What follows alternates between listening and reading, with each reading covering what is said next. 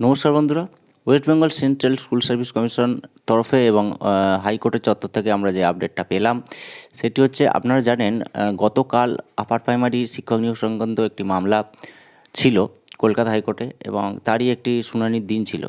তো যতদূর জানা যাচ্ছে যে সেই মামলায় কী আপডেট উঠে আসছে সেটা আপনারা জানাবো।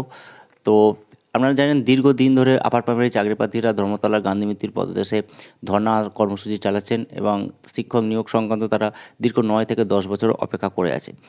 জানা যাচ্ছে না যে কবে তাদের এই সমস্যার সমাধান হবে। তো এই নিয়েই যে মামলাটি গতকাল ছিল তার আপডেটটা কী উঠে আসছে সেটা আপনাদেরকে জানাবো। আপনারা অবশ্যই চ্যানেলটিকে সাবস্ক্রাইব করে দিন, সম্পূর্ণ ভিডিওটি দেখুন। তো চলুন আমরা জেনে নিই। উচ্চ প্রাথমিকে শিক্ষক নিয়োগ নিয়ে আরও অপেক্ষা বাড়ল হবু শিক্ষকদের। আর কতদিন তাদেরকে অপেক্ষা করতে হবে? তো চলুন আমরা আরও বিস্তারিতভাবে জেনে নিই। যেটা বলা হচ্ছে যে এসএসসি শিক্ষক নিয়োগ আরও অপেক্ষা বাড়ল চাকরি প্রার্থীদের। উচ্চ প্রাথমিকে শিক্ষক নিয়োগ মামলায় ফের তারিখ দেওয়া হলো। আপার প্রাইমারি নিয়োগ মামলায় ফের তারিখ দিল কলকাতা হাইকোর্ট। আজ তেমন শুনানি হয়নি। কমিশনের পক্ষের আইনজীবী অনুপস্থিত ছিলেন বলে জানা গেছে। এই মামলার পরবর্তী শুনানি দেওয়া হয়েছে 12ই মার্চ। ওই দিন দুপুর 2টোর সময় আপার প্রাইমারি মামলার শুনানি হবে। দীর্ঘ 10 বছরের নিয়োগ যন্ত্রণার অবসান কবে হবে প্রশ্ন তুলছেন চাকরি প্রার্থীরা। সরকারের সদিচ্ছার অভাবে থমকে রয়েছে নিয়োগ প্রক্রিয়া। ক্ষোভ প্রকাশ চাকরি প্রার্থীদের। নিজেদের প্রাপ্য আদায় করতে রাজপথে বারে বারে আন্দোলন করছেন এবং তবে নিয়োগ প্রক্রিয়া দীর্ঘ 10 বছরেরও শেষ করা যায়নি।